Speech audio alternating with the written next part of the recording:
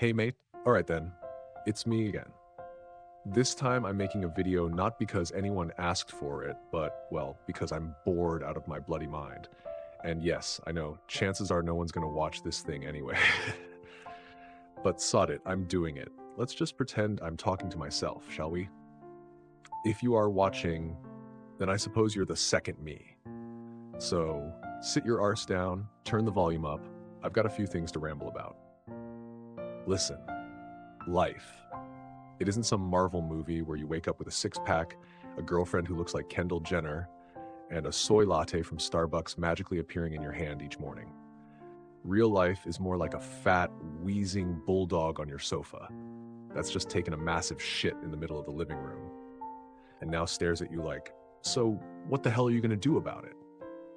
And the funny thing is, most of the time my feelings about life look exactly like that pile of crap. Messy, a bit smelly, and I'm just standing there going, what on earth am I even doing? Let me guess. You're stuck too, right? No money. Love life's a flaming rubbish bin. Career, just a 9 to 5 in a cramped office that feels like a tin of sardines. At night, you're scrolling TikTok for 4 bloody hours, watching cats in avocado hats and rich Dubai kids chucking cash out of helicopters. Then suddenly, you feel horrible. Life. Sound familiar? But hey, real talk, that's actually a good thing, because if you don't feel pain, mate, you're probably dead on the inside. That uncomfortable feeling, that's your mind and your body screaming at you, oi, idiot, you're living way below your potential. Get up, do something. Life gives you 2 choices. That's it. 1, let your emotions drive. You sit in the back seat. 2, grab the bloody wheel yourself, even if there's a hurricane ripping the world apart outside. If you pick the first one, congrats, you're now a dopamine slave. Binging Netflix, stuffing barbecue down your throat at 2 a.m., doom scrolling TikTok till your eyes look like a crackhead panda. You're stuck in a loop, and every morning you wake up asking, why am I such a useless twat? But if you pick the second one, then even in a raging storm, you're that bloke calmly sipping his macchiato, finishing a book, while everyone else runs around like headless chickens. That is called emotional mastery. And speaking of getting up to do something, that's when I realized sometimes the cheapest therapy on earth is sweating your arse off and colliding with the real world.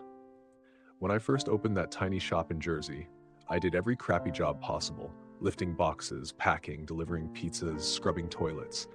My mates looked at me like I'd dropped out of Cambridge to sell hot dogs. But guess what? My brain had never felt sharper. One day, I delivered 40 bloody orders, driving a battered pickup, coffee spilling everywhere, and it felt like I was healing myself. Mate, in 1 year of doing deliveries, I learned more than 10 years sitting in a corporate office wearing a robot-looking suit. Your muscles get tired, your brain shuts up. Your brain shuts up, your soul gets peaceful. Simple, like fish and chips. So if you're feeling stuck, stressed, or a bit suicidal, instead of analyzing your life with 800 self-help books, here's my honest advice.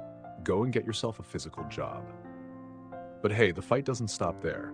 I noticed something else. A procrastinator is simply someone who hasn't got a strong enough reason. You keep saying, tomorrow I'll write a book, tomorrow I'll go gym, tomorrow I'll start a business, then boom, 365 tomorrows gone.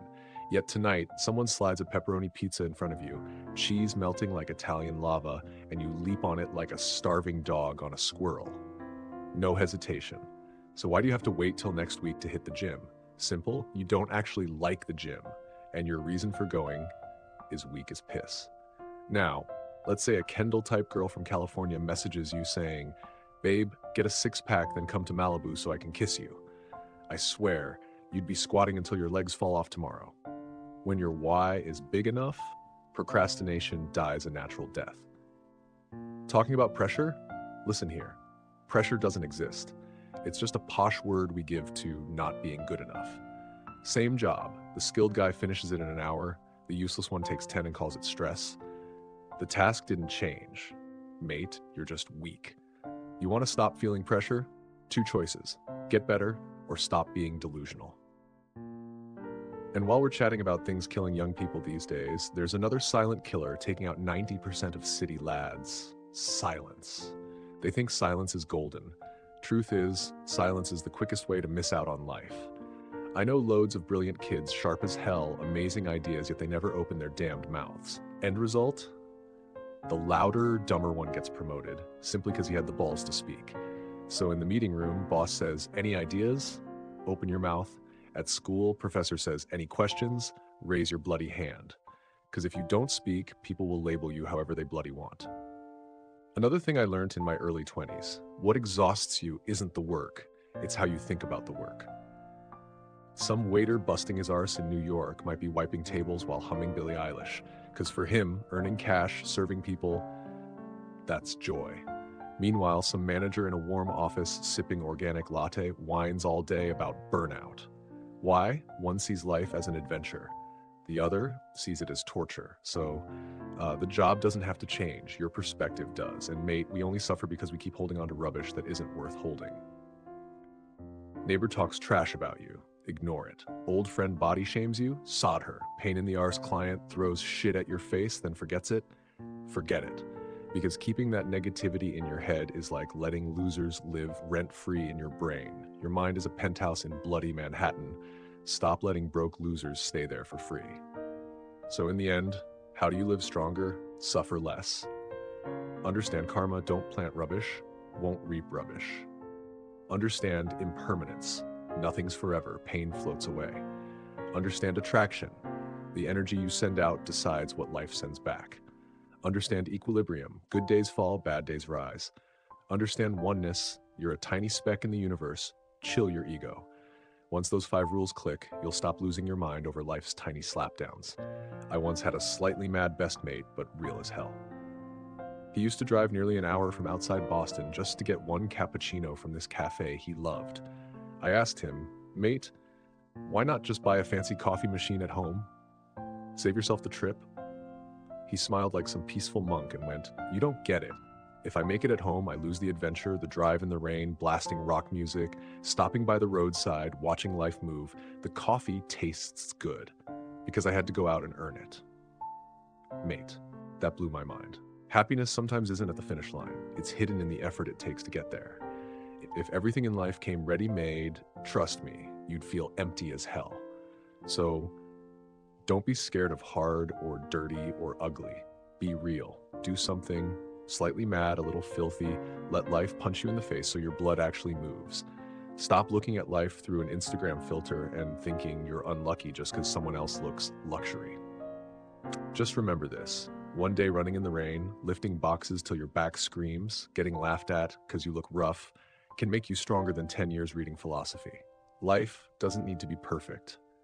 It just needs to be real. And happiness? Mate, that's a skill. So if you're lost, feeling worthless, ready to slam the table and quit, I beg you, don't be a coward. If you've made it all the way here, bloody hell, you're patient.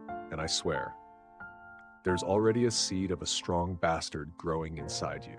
Honestly, this channel hasn't even got subscribers yet. First few videos, I literally had to click on them myself, just to fake views. But I'm still doing it because I believe one day these words will land right in someone's chest. And if you are that someone, then hit that subscribe button. Simple as that, mate. Think of it as investing in a crazy bloke who just might blow up one day.